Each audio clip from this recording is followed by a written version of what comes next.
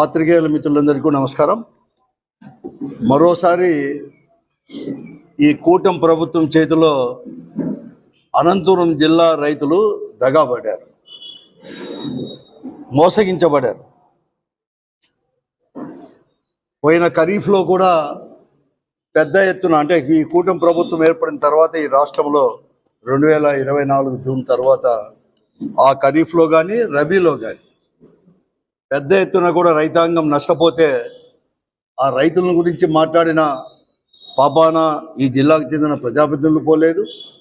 వారిని ఆదుకోవాలనేది లేకుండా కేవలం మాటలతో మాత్రమే మొబ్బపెట్టి ఆ ఖరీఫ్ ఆ రబీ కూడా గడిపేశారు. ఈ ఖరీఫ్లో ఏమైనా కానీ ఆదుకుంటారేమో అని చెప్పేసి అంటే, ఓ దిక్కు ప్రకృతి ఈ జిల్లా రైతాంగం పట్ల దోబూచలాడింది. మొదట్లోనే జూన్లోనే 1, 2, 3 తేదీల్లోనే పెద్ద ఎత్తున వర్షాలు రావడం, రైతులకు ఆశలు రేకెత్తించడం, ఎప్పుడు లేని విధంగా కూడా వర్షాలు ముందుగానే వచ్చాయని చెప్పి సంతోషంతో కూడా విత్తనాలు కూడా వేసుకోవడం కూడా జరిగింది. దాదాపుగా ఈ అనంతం అంటే విడిపోయిన తర్వాత రాష్ట్రం తర్వాత జిల్లాలు కూడా కొత్త జిల్లాలు ఏర్పడిన తర్వాత ఈ జిల్లాలో దాదాపుగా 8.5 లక్షల ఎకరాలు సాగు భూమి ఉంటుంది వివిధ పంటలు వేసుకోవడానికి.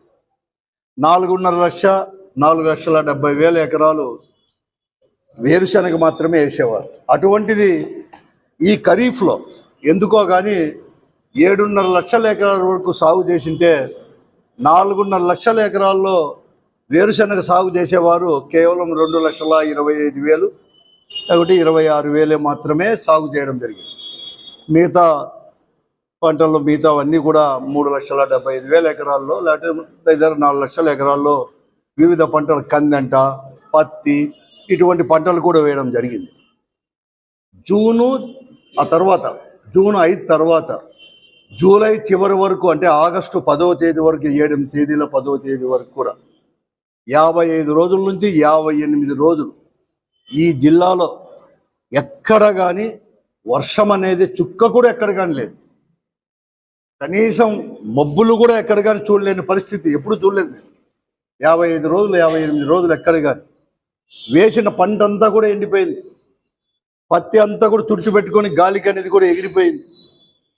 కంది అక్కడికక్కడే మొలకలు రాకున్నట్లు కూడా తయారైంది.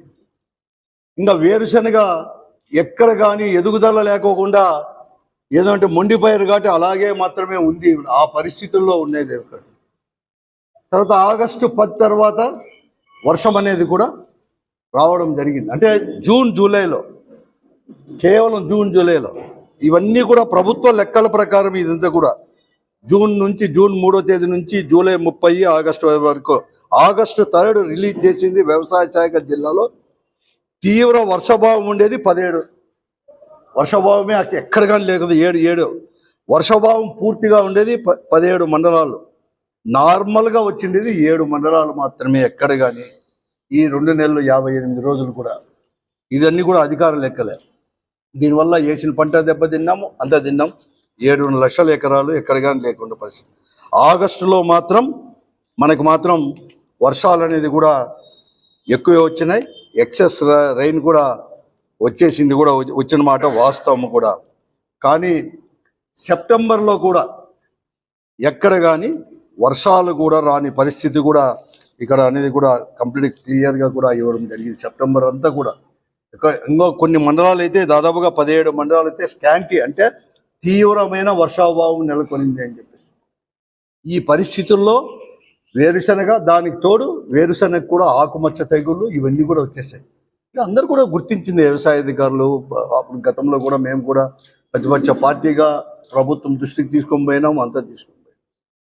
కానీ ఈరోజు ఎక్కడ కానీ పంట దిగుబడి లేదు. వేసిన పంట అన్ని పంటలు కూడా ఇది అనేది కూడా లేదు. ఇంకా కంది కూడా ఉన్నా కూడా ఎదుగుదల కూడా కంది పైరు కూడా ఎదుగుదల కూడా లేని పరిస్థితి కూడా ఈ జిల్లాలో నెలకొంది.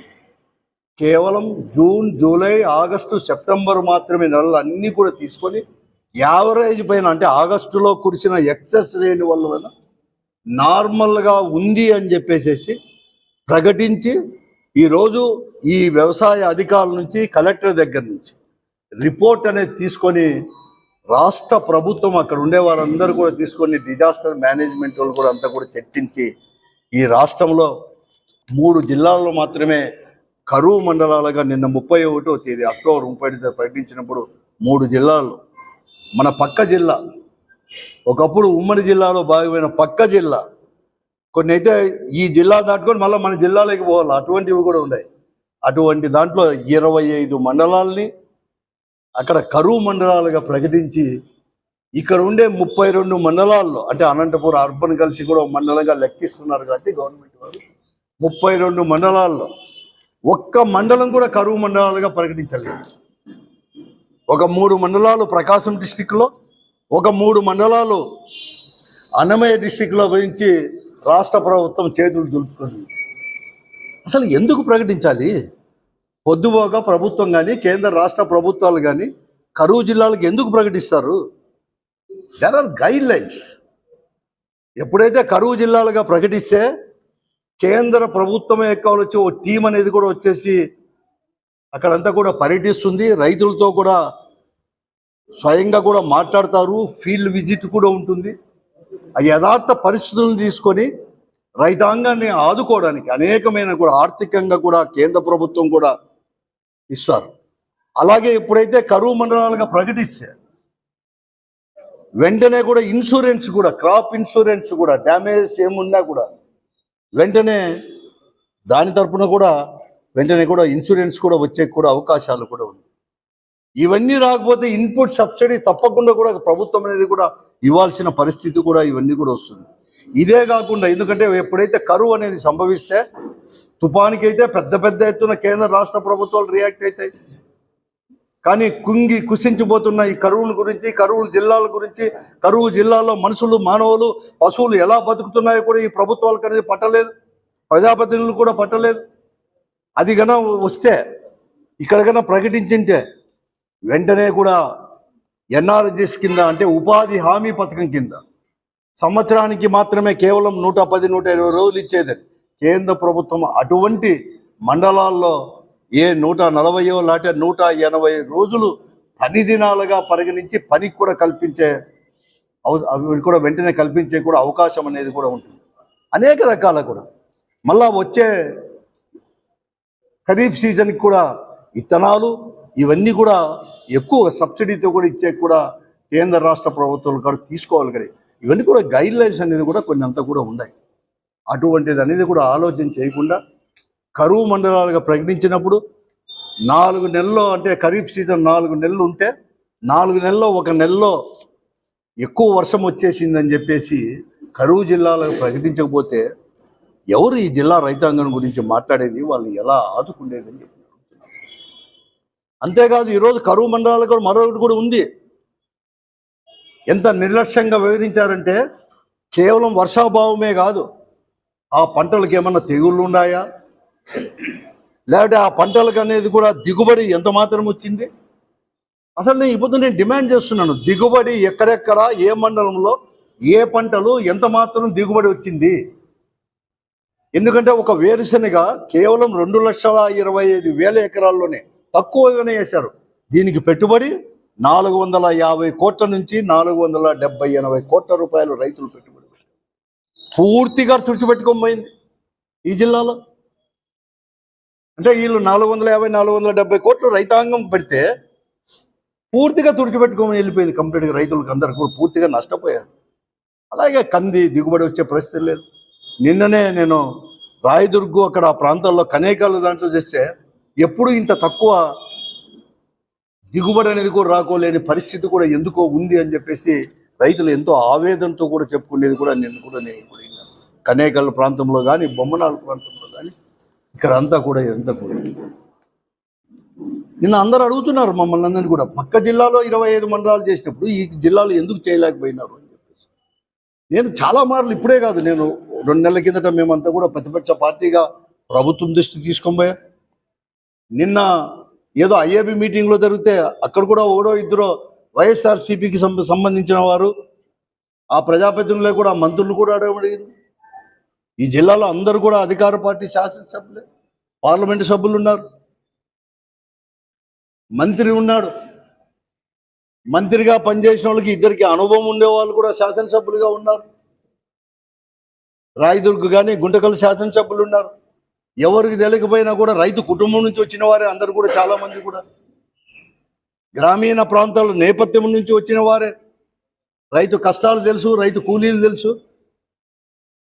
వాళ్ళ గురించి ఎక్కడికైనా పట్టించుకోలేదు. ఇంత అన్యాయం జరుగుతానే కూడా 31వ తేదీ జీవో ఇవ్వడం జరిగింది.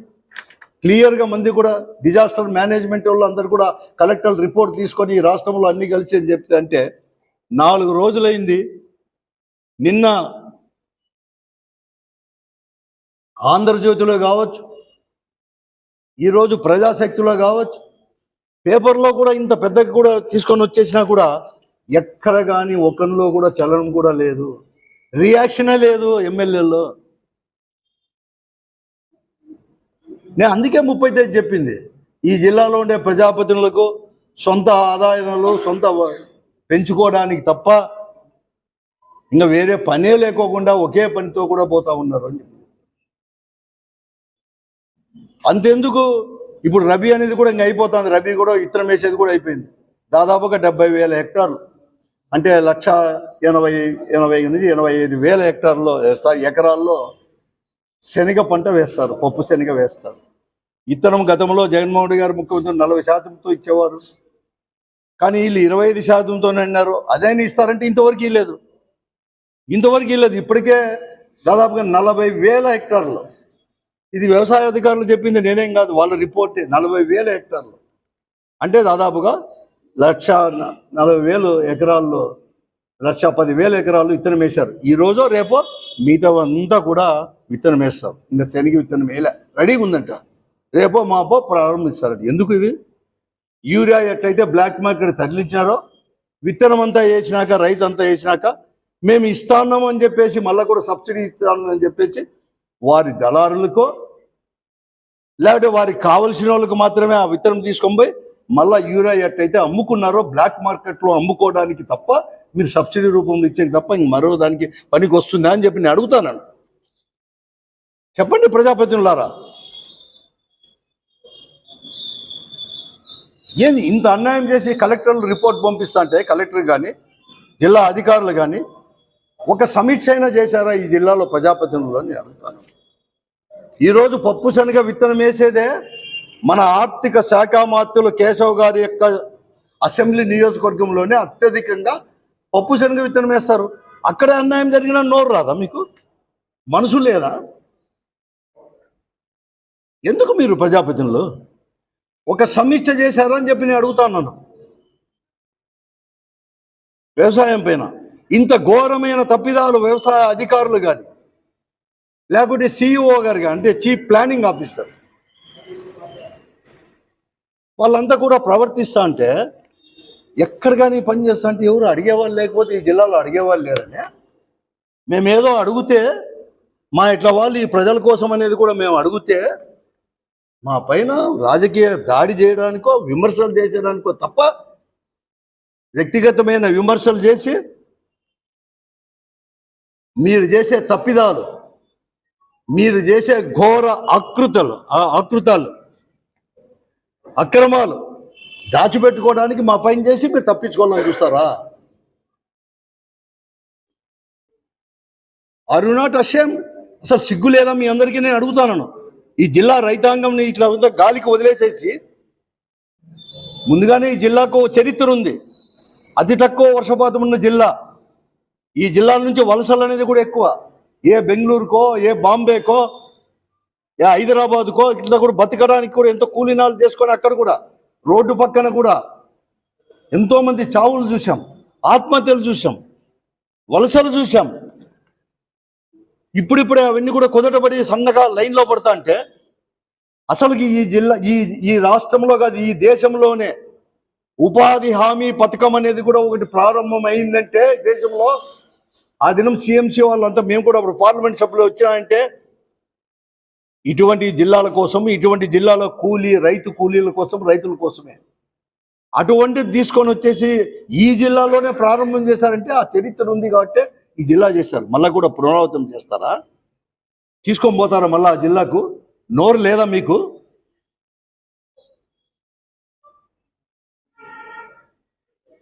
ఎవరు కట్టిస్తారు ఈ నష్టాన్ని ఈ రైతాంగానికి? కనీసం నిన్న వచ్చినాడే పుట్టపర్తికైనా సీఎం గారు ఇక్కడ సత్యసాయి జిల్లాకు పుట్టపర్తికి, ఈ జిల్లాలో ఉండే ప్రజాప్రతినిధులందరూ కూడా ఇది 31వ తేదీ ప్రకటించిన, కనీసం నిన్న 2వ తేదీ 2వ తేదీ వచ్చినట్టు 1వ తేదీ వచ్చినట్టుంది. వెంటనే మీరు పోయి అడగాల్సిన బాధ్యత లేదా అని అడుగుతాను. ఎందుకంటే 29వ తేదీ ఆన్ రికార్డ్ 29వ తేదీ వీళ్ళందరికీ డిజాస్టర్ మేనేజ్మెంట్ సమావేశం అయితే ఈ జీవోని రిలీజ్ చేశారు. మంత్రులు ఏం చేస్తున్నారండి?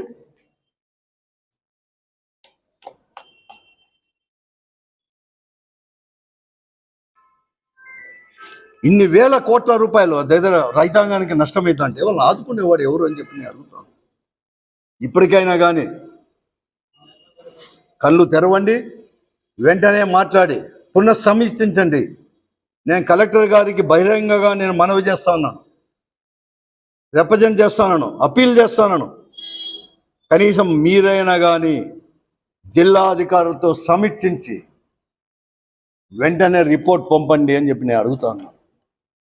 ఎందుకు మీరందరూ కూడా కలెక్టర్ గారు కానీ ఎస్పీ గారు కానీ జిల్లా అధికారులు కానీ జిల్లా ప్రజాప్రతినిధులు ఎలా చెప్తే అలా గంగిరెద్దుల మాదిరి తల ఊపడానికి కాదు మీరు ఉండేది. మీకు సపరేట్గా చట్టం ఉంది, మీకు ఒక అధికారులు ఉన్నాయి. జిల్లాలో ఇంత పెద్ద అన్యాయం జరుగుతున్నా, ఇతర భూములు ఆక్యుపై చేస్తాన్నా దానిని ప్రశ్నిస్తే అధికారులు ఒప్పుకోకపోతే అధికారులను ట్రాన్స్ఫర్ చేయడం, ఎవరైనా కానీ మాట్లాడితే వారిపైన బురద జల్లడం, ఇది తప్ప ప్రజాప్రతినిధులకు లేకపోతే మీరు కూడా వాళ్ళకు మాత్రమే ఒత్తాసు పలకడానికి, వారు మెప్పు పొందడానికి మాత్రమే మీరు పనిచేస్తుంటే ఎందుకు మీకు మాకు అందరు కూడా కలెక్టర్లు ఎందుకు, ఎస్పీలు ఎందుకు, వ్యవసాయ అధికారులు ఎందుకు అని చెప్పి మేము ప్రజల తరపున నేను ప్రశ్నిస్తాం. ఎప్పుడూ లేదది. మేము అధికారంలో ఉన్నా, మా పార్టీ అంటే మేము ప్రజాప్రతినిధులు ఉన్నప్పుడు అధికారంలో ఉన్నా కూడా మేము సమీక్షలో పాల్గొని అసెంబ్లీలో కావచ్చు, ఇక్కడ డిఆర్సీ మీటింగ్లో కావచ్చు, ఐఏబీ మీటింగ్లో కావచ్చు, లేకపోతే ఇంకొక సమావేశంలో కావచ్చు, ఎప్పటికప్పుడు ప్రజా సమస్యలు లేవనెత్తేవాళ్ళు ఒక్కరు లేరా? ఇంతమంది ఉన్నారే ప్రజాప్రతినిధులు. అంటే మీరు అంతా ఓన్లీ పదవులు అనుభవించడానికి మాత్రమేనా? కాబట్టి ఇప్పుడైనా కానీ వెంటనే తీసుకోవాలని, అలాగే చంద్రబాబు నాయుడు గారికి కూడా ముఖ్యమంత్రి గారు నేను మనిస్తున్నాను. కేవలం ఏదో ఎక్కడో వరద తుఫాన్ వచ్చింది కాబట్టి ఆ తుఫాన్లో ఉండే ఆదుకుంటామని చెప్పేసి హెలికాప్టర్లో అంతా కూడా తిరిగేదే కాదు. దీన్ని కూడా తెలుసుకోండి ముఖ్యమంత్రి గారు. ఈ జిల్లాలో ఉండే పరిస్థితులు, రైతుల పరిస్థితులు ఎలా దెబ్బతిన్నాయో అని చెప్పేసి. అలాగే నేను అన్ని పత్రికలకు నేను మనవి చేస్తాను, ఎప్పుడూ రాజకీయాల గురించే కాదు, ఈ జిల్లాలో ప్రజల యొక్క పరిస్థితి కానీ, రైతుల పరిస్థితి, గ్రామీణ ప్రాంతాల్లో పరిస్థితి, లా అండ్ ఆర్డర్ పరిస్థితి ఎప్పటికప్పటికి ఇప్పటికే మీరు అంతా కూడా రాస్తున్నారు. ప్రపంచానికి తెలిపే విధంగా, ప్రభుత్వానికి తెలిపే విధంగా రాస్తున్నారు. ఇంకా ఎక్కువ కూడా స్పందించాలి, రాజకీయాలకు అతీతంగా కూడా స్పందించాలని చెప్పేసి కూడా నేను కోరుతాను. రావాలి, అవి కూడా ఒక చోట కాదు, 3 చోట్ల ఒకే ప్రాంతంలో 3-5 చోట్ల కూడా తీసుకోవాలి. రూల్స్ ఉన్నాయి. దాన్ని కూడా దిగుబడి ఎంత ఖర్చు వస్తుంది, సాధారణంగా కూడా ఎంత దిగుబడి రావాలి, ఇవన్నీ కూడా ఇప్పుడు ఉంది. వేరుశెనగ ఉంది, 10 నుంచి 15 క్వింటాలు రావాలి ఎకరాకు.